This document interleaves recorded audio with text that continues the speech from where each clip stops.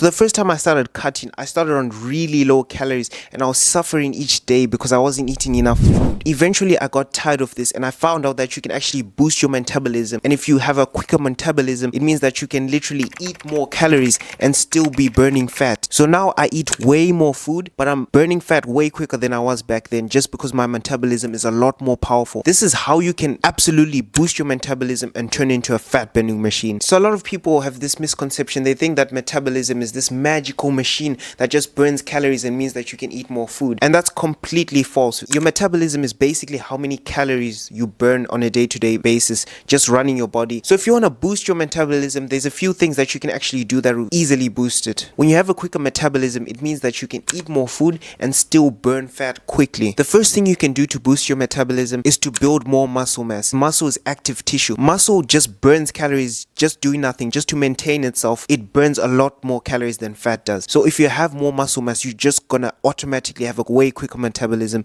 meaning that you can eat more food. The way you should look at building muscle is it's your long-term investment, because the more muscle mass you have, the more calories you're burning. So just building more muscle means that you can eat more food and keep the same body weight. So even if you are lying down in a coma, just at rest, doing absolutely nothing, just having more muscle mass means that you're burning a lot more calories, just so that the muscle can stay there and maintain itself. Cardio is the cheat code. Cardio is your output, how many calories you burn doing activities. When you do an activity, you burn calories just moving your body. Imagine two people. One guy burns 2,000 calories a day to maintain his body weight. That guy is the laziest guy ever. He doesn't do any steps each day. He doesn't do any cardio. He doesn't do any running. He doesn't do any sports. He literally just lives and survives. So imagine if that same guy could go on a walk, get 10,000 steps a day, do a whole bunch of cardio. He keeps it low intensity. So literally it's just walking outside, getting 10,000 steps a day, and maybe incline walking every now and again. That guy can easily burn an additional 400 to 500 calories on top of his normal base metabolic rate. So now he's taking his base metabolic rate from 2,000 calories to 2,500 calories each day, simply by implementing walking, low intensity cardio. The truth behind low intensity cardio is it doesn't increase your hunger.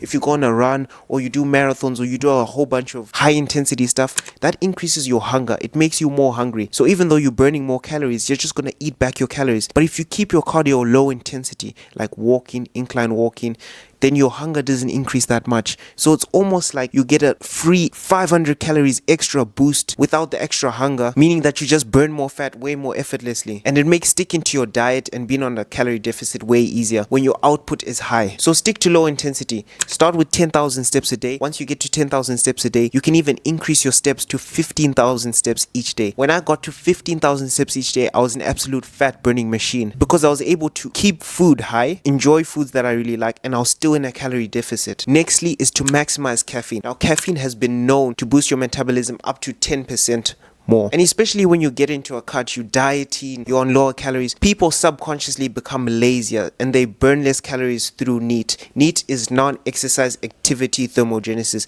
This is the amount of calories you burn on a day-to-day basis doing normal simple tasks like walking around, typing on a computer, your expressions when you talk. When you are in a calorie deficit, you subconsciously become more lazy. So when you talk, you just don't have as much expression, your back's not as straight, you don't have as much energy about yourself, which makes you burn less calories. But when you take caffeine, it counteracts this and it actually boosts your energy, because you've just got more energy about yourself. You're burning calories just doing normal things. You're burning calories with your expressions. The way you go about life is just done at a higher level, which makes you burn more calories. And because you've got more energy, you're more likely to do tasks like walking more each day and doing cardio. So you're more likely to just burn more calories. And because of that, you're able to boost your metabolism super easily. The next is to eat more protein. And you're probably saying, why would eating more protein allow me to burn more calories? Well, you should eat a higher percentage of protein because of the thermic effect of food. The thermic effect of food says that it takes calories to process macronutrients in your body. So when you eat protein, 30% of the calories in the protein actually get used to digest that protein, compared to carbs and fats. Carbs is 5% of the energy gets used to process carbs. For fats, since they're already in a fatty acid form, it is literally 3% of the energy in the fats get used to process the fats. So eating more protein, it takes calories for your body to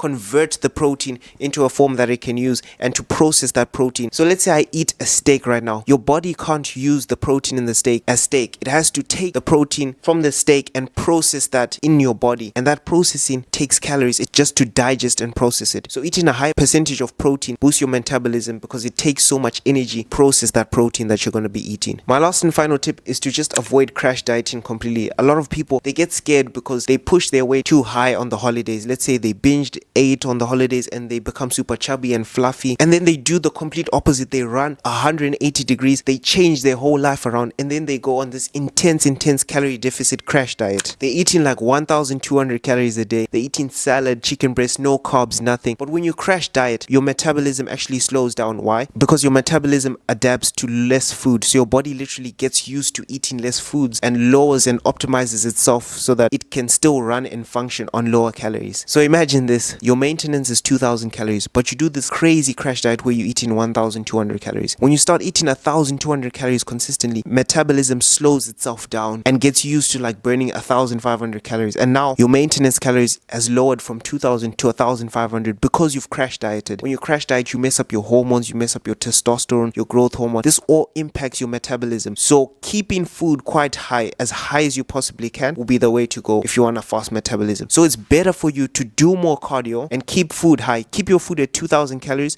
but do cardio that will burn, let's say, 300 to 400 extra calories. And then that will create your calorie deficit. That's going to be so much more healthier for your metabolism because your metabolism won't adapt to eating such low calories. So my recommendation for you is to do this. Weight train 3 to 4 times a week and get at least 10,000 steps each day. If you can do that consistently, your metabolism will be quite decent, and never crash diet. Don't do it. It's not worth it.